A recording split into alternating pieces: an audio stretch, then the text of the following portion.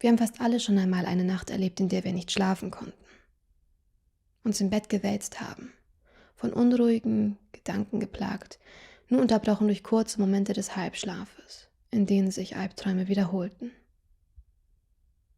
Vielleicht war es der Vollmond, eine Schar von aggressiven Mücken oder eine bevorstehende Prüfung, die uns den Schlaf raubten. Die Stunden schlichen dahin. Wir waren in Schweiß gebadet, wälzten uns in den nassen Laken und hofften am Ende nur, dass bald der Wecker klingeln und diesem elenden Zustand ein Ende setzen möge. Erinnere dich an die schlimmsten Momente einer solchen Nacht und stelle dir nun vor, dass du so etwas ständig erlebst. Peinigende, sich wiederholende Gedanken, voller Angst vor Versagen, vor Kontrollverlust, vor einer schrecklichen Blamage. Vielleicht kannst du dir jetzt ein klein wenig vorstellen, welche Tortur Menschen erleben, deren Gehirn wieder und wieder beängstigende Gedanken produziert, ohne dass es irgendeine Möglichkeit gäbe, diese loszuwerden. Stell dir nun vor, dass du in einer solchen Nacht verzweifelt nach irgendetwas suchst, was das quälende Karussell der Gedanken stoppen könnte. Du kommst auf die verrückte Idee, Schäfchen zu zählen oder die Anzahl aller Menschen zu bestimmen, denen du jemals begegnet bist. Aber du findest keine Ruhe, keinen Schlaf. Ähnlich mag es sich für den zwangserkrankten Menschen anfühlen, der Rituale erfindet, um dem Kreislauf der panikerzeugenden Gedanken zu entkommen. Aber ähnlich wie du in dieser schlaflosen Nacht nur kurze Momente eines Dämmerzustandes erreichst, durchspickt mit Albträumen, die noch schlimmer sind als die Schlaflosigkeit, findet der Zwangserkrankte keine Ruhe. Bestenfalls vorübergehende Erleichterung, die nur von kurzer Dauer ist. Die meisten Menschen erleben solche Zustände gelegentlich oder nur sehr selten. Der Zwangserkrankte erlebt es jeden Tag. Ständig. Er ist nicht verrückt. Er ist nicht außer sich. Er weiß, dass die angstvollen Gedanken, die sich ihm aufdrängen, meist unbegründet sind. Und er weiß, dass die Rituale, mit denen er sie zu bekämpfen sucht, ziemlich absurd und von sehr beschränktem Nutzen sind. Aber die Angst, die bleibt. Er wird niemanden verletzen. Er wird niemanden Leid antun. Das Einzige, was er sich wünscht, ist einen Weg heraus aus dem Teufelskreis der angstvollen Gedanken.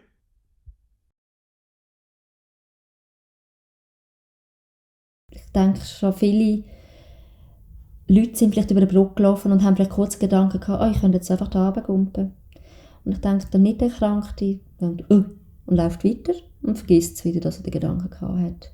Und der eine Zwangserkrankung hat, der denkt, shit, wieso habe ich jetzt den Gedanken? Oh, würde ich jetzt wirklich hier runtergumpen?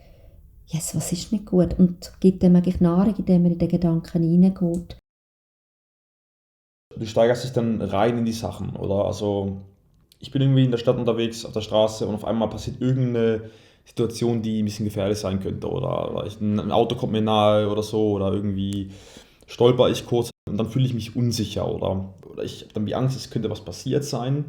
Und dann bin ich wie in diesem Gedanken drin. Dann laufe ich den Rest durch die Stadt, laufe ich dann mit dem Gedanken, oh, ist was passiert und so, oder ich stelle mir halt dann irgendeinen Scheiß vor. Deswegen ist es mir auch so peinlich manchmal, weil es halt so absurd und bescheuert ist, oder?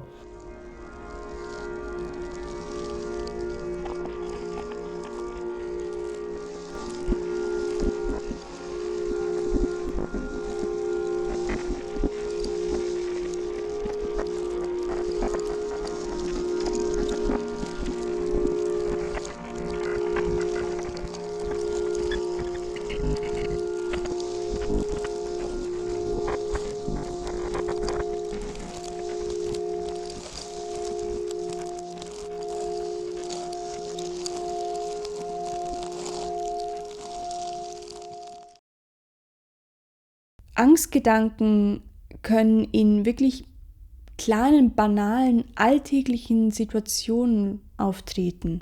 Beispielsweise das Einräumen einer Geschirrspülmaschine.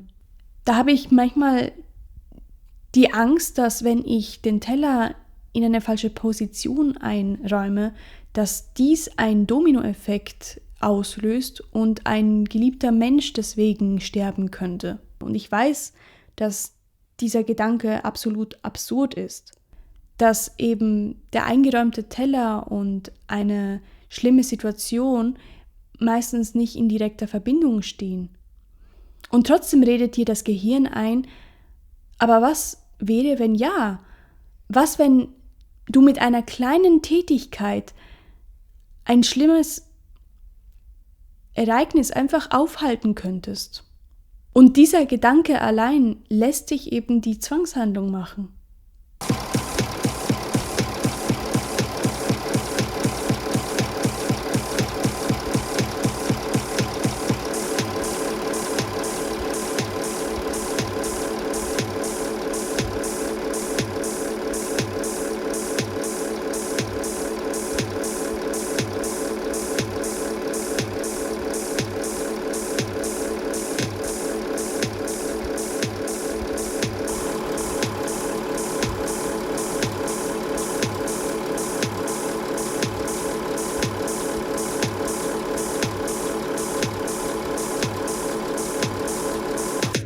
Für mich ist das, wenn du mit deinen Schuhen in meine Wohnung hineinkommst und ich nachher nicht dort den Boden putzen und desinfizieren kann, ist das, wie wenn du müsstest in einem öffentlichen WC, wo total verdreckt ist, so ein richtiges Grusiges, müsstest barfuß dort rumlaufen.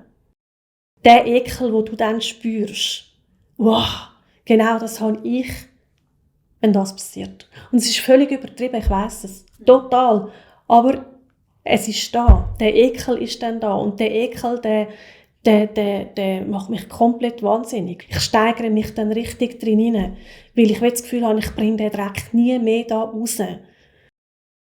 Du bist quasi wie in einem Hamsterrad rein, mit den Zwangsgedanken, Zwangshandlungen.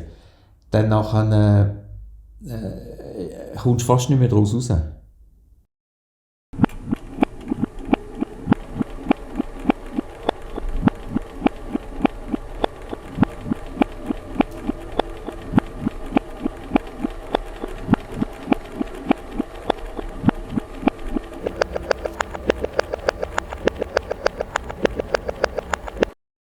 Ja, das ist wie auch bei den Depressionen. Ja, mach einfach, geh raus, geh spazieren. Ja, wenn man depressiv ist, dann geht man nicht raus spazieren. Das ist schwierig, das schafft man nicht. Das ist wie wenn man Bleischuhe anhätte.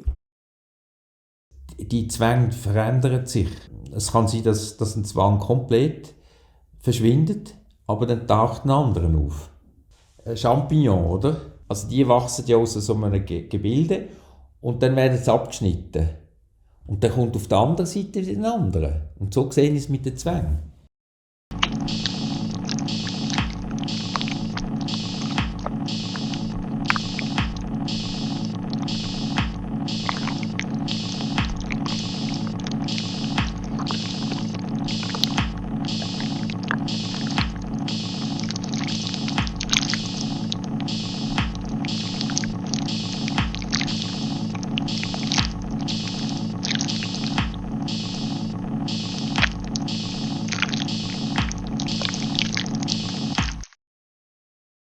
Es hat vor allem damit angefangen, dass ich riesige Angst hatte vor dem Scheitern. Vor allem so in der Primarschulzeit hatte ich Angst, Fehler zu machen, nicht akzeptiert zu werden und eben schlussendlich ein Außenseiter zu sein. Mit der Zeit hat sich diese Angst verstärkt. Und zwar in der Hinsicht, dass ich vor allem Angst habe, definitiv zu scheitern. Und definitiv zu scheitern ist nicht mehr fähig sein zu leben, also die Angst vor dem Tod.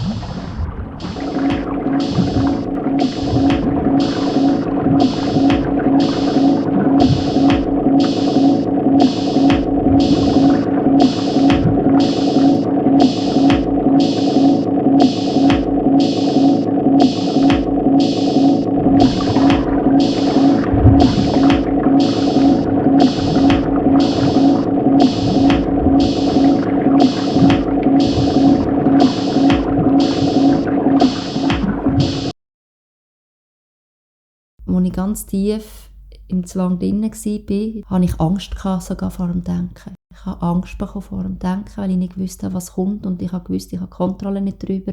Ich war wie gefangen in diesen Gedanken. Es ist so weit gegangen, dass ich dann irgendwann wirklich so an einem Tiefpunkt gelandet bin, wo ich bin vor einem Zettel gesessen. Ich hatte so eine Einkaufsliste schreiben, das weiss ich noch ganz genau, und ich habe nicht gewusst, wo anfangen. Ich war völlig überfordert gewesen, irgendetwas zu machen, weil was ist richtig, was ist falsch.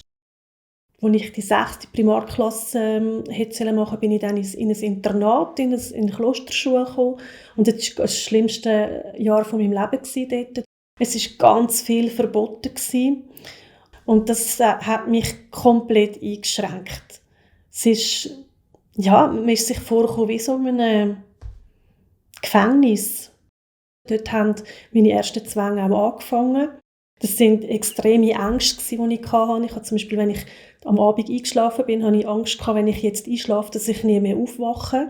Und dann hat mich meine Gedanken dazu gezwungen, zum wach zu bleiben. Ich hatte extreme Angstzustände, wenn man mich alleine gelassen hat. Ich würde mal behaupten, ich musste mich lernen, selber zu verteidigen.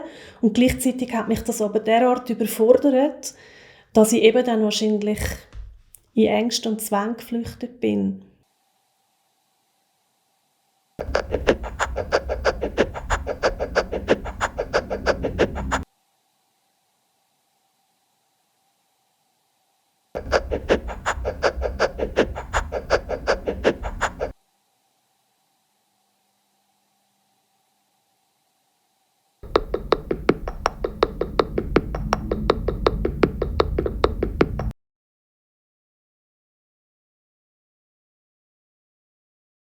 Dinge sind vergänglich, oder? Und alles geht irgendwann mal kaputt, oder? Und ich wollte das aber nie wahrhaben, oder nie. Ich bin auch jetzt noch ein bisschen so, dass ich quasi keine Veränderung will. Ich will, dass alles so bleibt, wie es ist. In der Pubertät hat sich das dann, anstatt auf Gegenstände, hat sich das dann auf meinen Körper und so projiziert.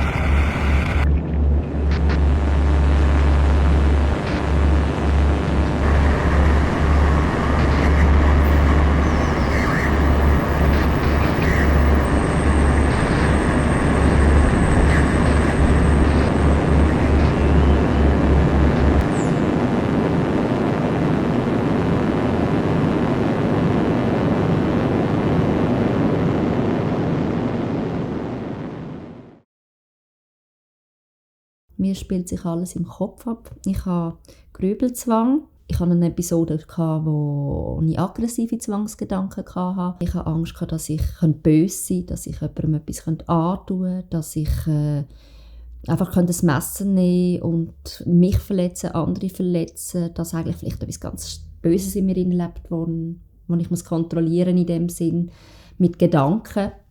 Und habe dann eigentlich immer Gegengedanken produziert, sage ich jetzt mal, und mir wollen beweisen, nein, ich bin nicht so. Und mit dem, dass ich natürlich dem immer wieder Aufmerksamkeit geschenkt habe, ist dann, sage jetzt mal, das Zwängli immer wieder grösser geworden, mächtiger geworden, und ich bin eigentlich nur noch am Denken gewesen.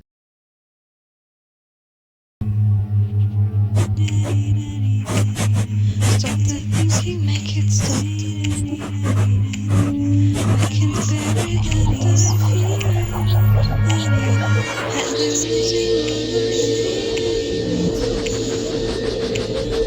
this stop.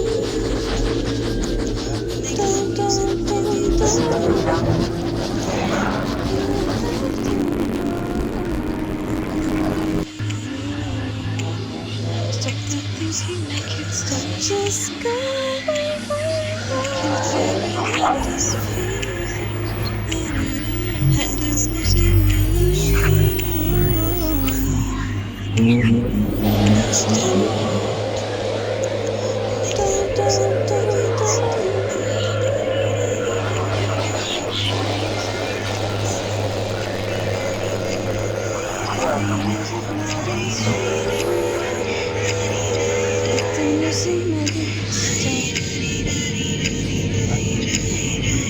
Stop. Meine Zwangsstörung beinhaltet vor allem Kontrollzwang und Verlustängste. Ich habe jetzt vor allem Mühe, etwas fortzuwerfen, weil ich immer das Gefühl habe, wenn ich etwas fortwerfe, werfe ich noch etwas von mir fort, das ich nicht will. Also etwas Wertvolles. Meine Zwangshandlungen, die kann man gut mit abergläubischen Ritualen vergleichen, wie zum Beispiel 3-mal auf Holz klopfen oder an einer Hasenpfote reiben. Diese Tätigkeiten, die geben mir eine gewisse Sicherheit, dass eben ein Unglück abgewendet werden kann. Aber dieses Gefühl, das haltet nie lange an. Das Schlimmste war es vor 3 Jahren, wo ich auch wirklich die Heime gar nicht mehr leben konnte. Also man hat nichts mehr, was putzt und desinfiziert war, dürfen anlangen oder benutzen. Ich habe die Heime nichts mehr anders gemacht als putzen und duschen und schlafen.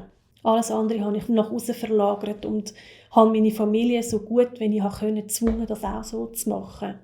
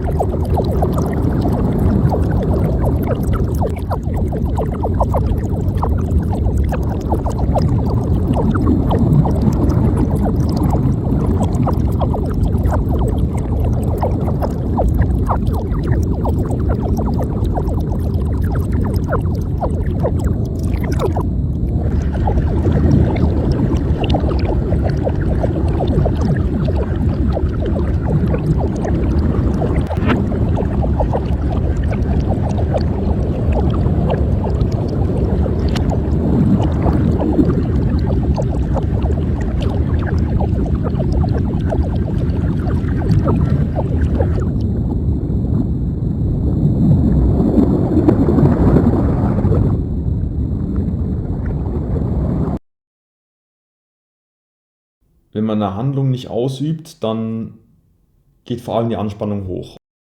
Die Muskeln sind dann verspannt. Du kannst gar nicht mehr richtig denken, oder? Das ist wirklich ein Teufelskreis, der Zwang. Und es ist schwierig, aus dem auszubrechen, oder? Ein Zwangsgedanke fühlt sich sehr aufdringlich an. Körperlich ist es so, dass mal der Puls steigt. Auch wahrscheinlich der Blutdruck, der wird auch steigen. Es gibt Schweißausbrüche. Auch die Atmung wird flacher. Das ist einfach ein Druck da. Dann bin ich komplett hilflos. Also ich fühle mich dann komplett ausgeliefert, wenn ich so eine Panikattacke habe. Es ist, ich kann mich nicht mehr kontrollieren. Ich Schwindel, Herzrasen, schwitzen, extrem schwitzen und doch kalt haben.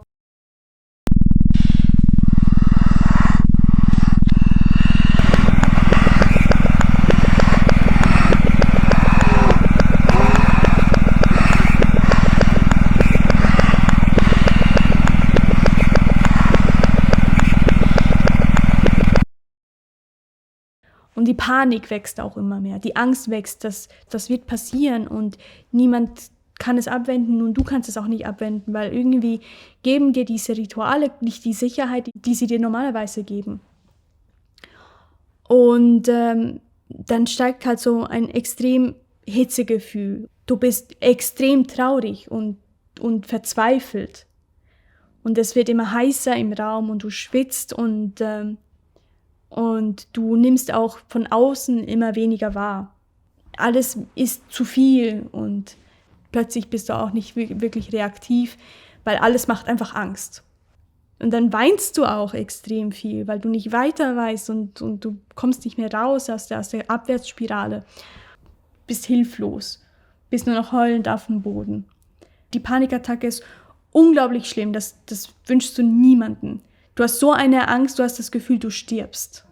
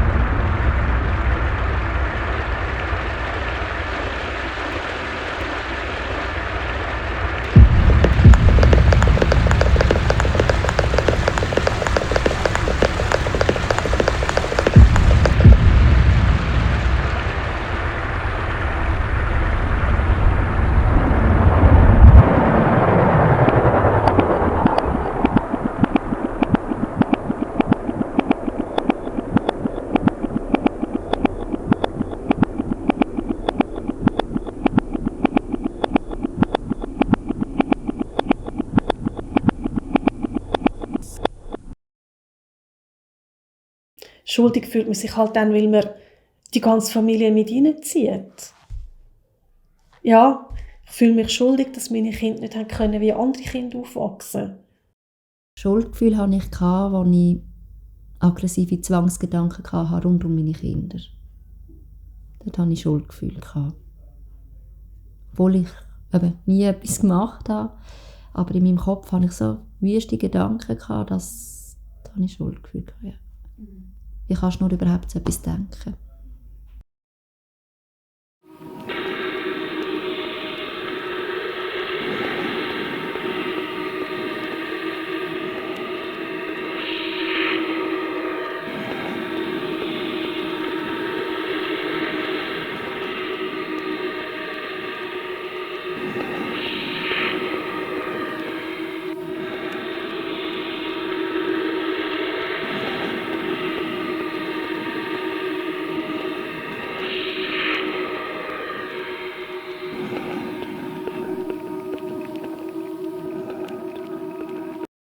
Der Psychiater, als ich fast 30 Jahre war, der hat mir nicht helfen.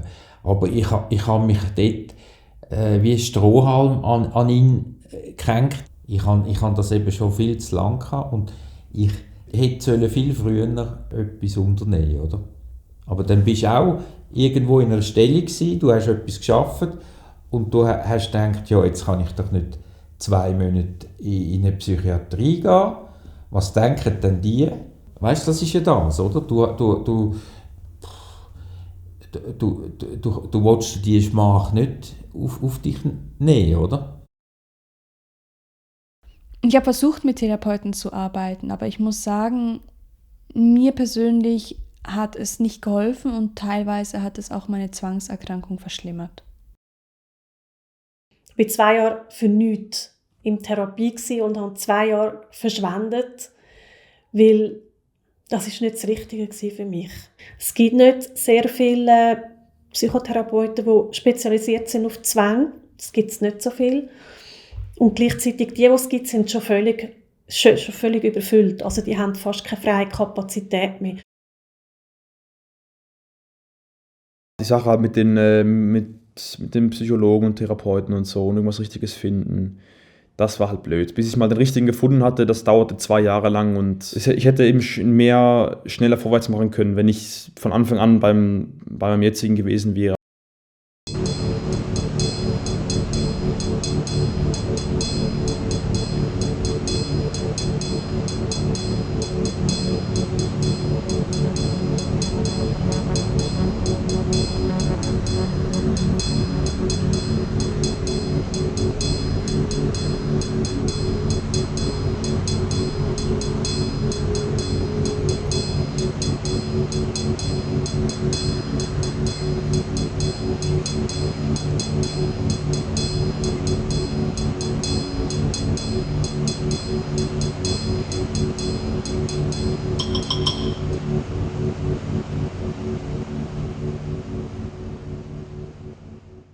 Ich nehme schon seit 2006 Medikamente. Es ist ein Antidepressiv, aber hochdosiert, das nicht den Zwang wegmacht, aber man hat ein bisschen mehr Distanz. Der Wunsch wäre jetzt mal einfach kein Medikament mehr nehmen. Aber ich habe einen Höllenrespekt, weil ich es ja schon so lange nehme. Und die Erfahrung gemacht habe, wie es sein kann, wenn ich es nicht mehr nehme. Das ist jetzt halt einfach da innen gespeichert.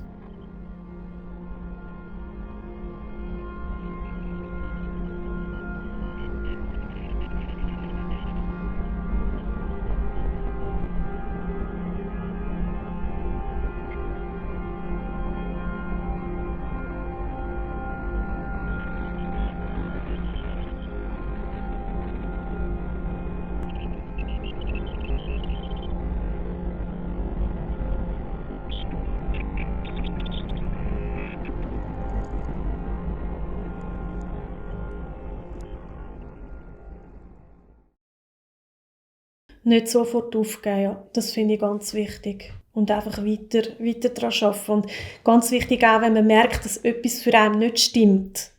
Nicht so lange wie ich warten, 2 Jahre, sondern wirklich gerade den Therapeut wechseln. Nicht zu lange warten. Wenn man merkt, dass es einem nicht gut geht, Hilfe holen.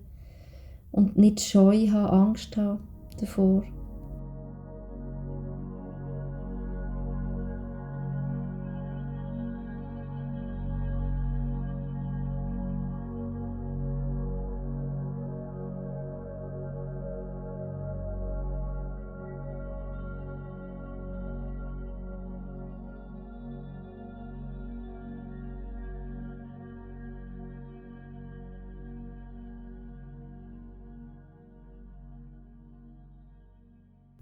Ich hatte insgesamt 3 Therapeuten. Die erste hat einfach nicht gepasst. Es war eine Gesprächstherapie. Das hat zwar immer Beruhigung gegeben, meine Gedanken, aber hat es wahrscheinlich unter dem Strich mehr genährt, dass ich eigentlich immer Bestätigung wieder abgeholt habe, dass gell, ich mache das denn nicht. Ja, sie machen das nicht. Das ist eigentlich eine Bestätigung und Nahrung für den Zwang gewesen. Der zweite Therapeut, der es zwar eben das erste Mal offiziell diagnostiziert hat, der hat meiner Meinung nach noch zu wenig Erfahrung mit Zwangserkrankten, weil er hat es verschlimmert. Er hat mir ein Buch gegeben, ich habe in diesem Buch gelesen und ich habe alles, das Buch hat mir so Angst gemacht. So Angst gemacht, dass es mit Zwang noch mehr genährt hat. Und er hat mich dort zu wenig gut begleitet und dann bin ich in die Klinik gekommen. Und eigentlich das erste Mal eine gute Behandlungsmethode habe ich in dieser Klinik erfahren. Die eckbasierte Therapieform zu akzeptieren, im Hier und Jetzt sein, egal was da oben los ist. Und das machen, was man gerade im Augenblick macht. Ich bin ja dann in die Klinik gekommen. Dort war es anders als beim Therapeuten. Man hatte dann auch viel mehr Zeit zur Verfügung und bin viel intensiver am Arbeiten gegen meine Zwänge. Aber dort ist einfach wirklich klar geworden, dass man nebst einer guten Therapie, dass man auch Expositionen braucht. Das heisst, ich muss mich auch konfrontieren mit meinen Zwängen. Im ersten Klinikaufenthalt hatte es niemanden, der die gleichen Zwänge hatte wie ich. Und beim zweiten Mal waren wir das dritte, der den gleichen Zwang hatte, am Anfang sogar das vierte. Und einfach, wenn man dann einmal nebendran steht und zuschaut, wie andere das machen, wo man sonst ja nicht sieht, dass andere das machen, das hat mir unheimlich viel geholfen. Einfach mal dort stehen und sagen, sie macht das auch. Meine Strategien im Umgang mit dem Zwang sind grundsätzlich eigentlich nicht dem Zwang immer halt alle Zeit geben oder nicht dem Zwang immer nachgehen. Weil vorher war es immer so, dass der Zwang immer über allem gestanden hat oder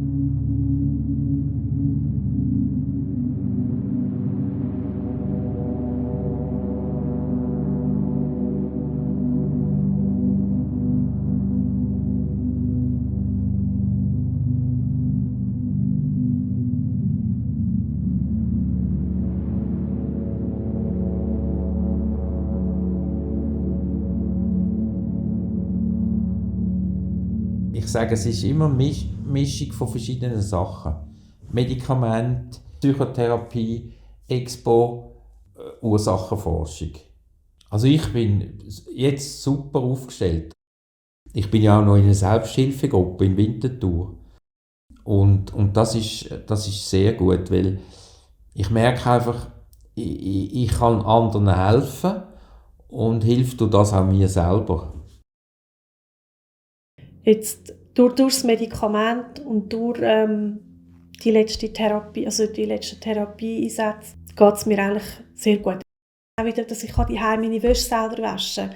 Das gibt einem so einen richtigen Auftrieb. Also es macht einem richtig stolz und man fühlt sich dann wieder ein bisschen mehr wie ein Mitglied in dieser Gesellschaft. Ich habe vor einem halben Jahr das erste Mal jemandem, der nicht ganz so nahe ist, davon erzählt. Ich bin eher zurückhaltend, weil ich habe immer Angst, dass sie es nicht einschätzen, einordnen und eben vielleicht dann denken, die dann oder klatschen. Aber bei dieser Person, die hat mir eine Geschichte erzählt, wo wo er nachgegangen ist selber, eine persönliche Geschichte von ihr. Ich irgendwie das Gefühl hatte, hey, doch, ihr kann ich das sagen. Und es hat gut getan, dass er mal sagen kann, aber es hat Überwindung gebraucht.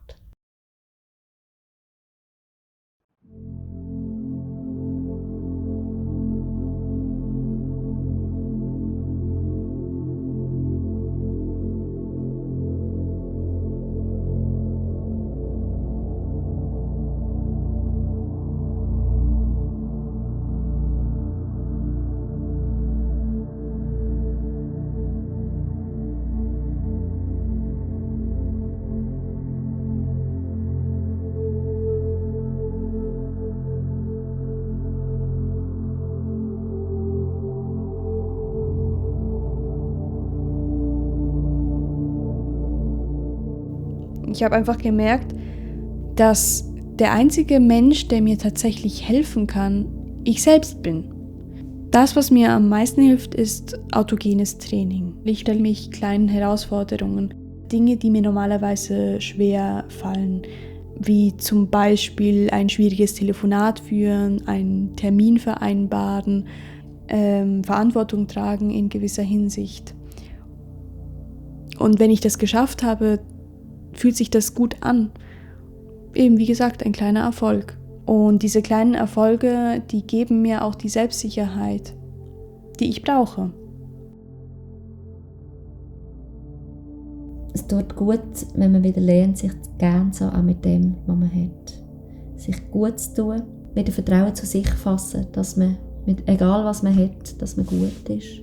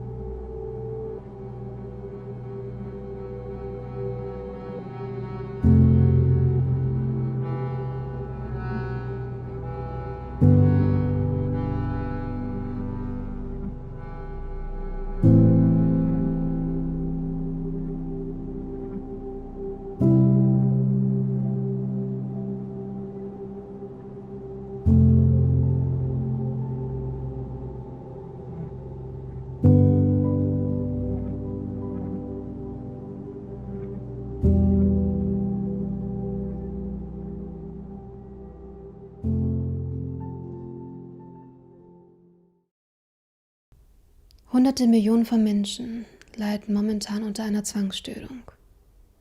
Und die Ausprägungen sind sehr unterschiedlich. Manchen gelingt es mit viel Anstrengung, am gesellschaftlichen Leben teilzunehmen. Andere wiederum laufen Gefahr, arbeitslos, depressiv oder sogar suizidär zu werden. Der Zwang ist ein schleichendes Übel. Die Betroffenen schämen sich für ihr Leiden und versuchen es zu verstecken, auch wenn dabei die Lebenslust und die Lebensqualität verloren gehen.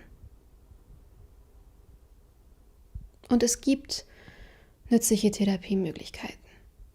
Die Betroffenen können an ihren Ängsten und Befürchtungen arbeiten und schädliche Strategien ablegen. Auch als Nicht-Betroffene können wir den Erkrankten helfen, indem wir ihnen Verständnis, Anerkennung, Wertschätzung und Offenheit entgegenbringen. Denn so erlangen sie vielleicht das Vertrauen in das Leben zurück. Betroffene schildern nämlich immer wieder, dass es ihnen geholfen hat, mit Freunden oder Angehörigen darüber zu reden, denn die Ablehnung, die nahm ab. Und das Verständnis hat immer zugenommen. Und trotzdem fürchten sich die Betroffenen. Sie haben Angst vor gesellschaftlicher Benachteiligung, vor Ausgrenzung, Abwertung oder ungeschicktem Mitleid. Und das, obwohl die Hälfte aller Menschen im Laufe ihres Lebens einmal Opfer einer psychischen Störung werden. Es kann wirklich jeden treffen. Psychische Erkrankungen sind nämlich immer die Folge eines Wechselspiels von inneren und äußeren Prozessen. Einem Wechselspiel von Individuum und Umfeld.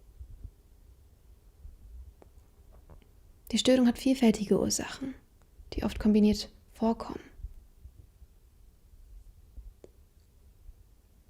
Die Persönlichkeit spielt eine Rolle, aber das Umfeld und die Gesellschaft sind auch sehr wichtig. Deshalb denke ich auch, dass die Heilung auf allen Ebenen ansetzen sollte. Und dafür hilft es, sich mal bewusst zu werden, dass die Gesellschaft als Ganzes zwanghafte Züge hat. Ich rede davon maximale Absicherung gegen jede Art von Gefahr, Ausschluss jeglicher Unsicherheiten, Perfektionismus, null Fehlertoleranz, maximale Konkurrenz, Aussonderung des Abweichenden, des Andersartigen. Und ich denke, indem wir aufeinander zugehen, uns einander öffnen, helfen wir anderen und somit auch uns selbst, Krankheiten wie die Zwangsstörung, die auf starken Ängsten basieren, zu heilen oder zumindest zu lindern.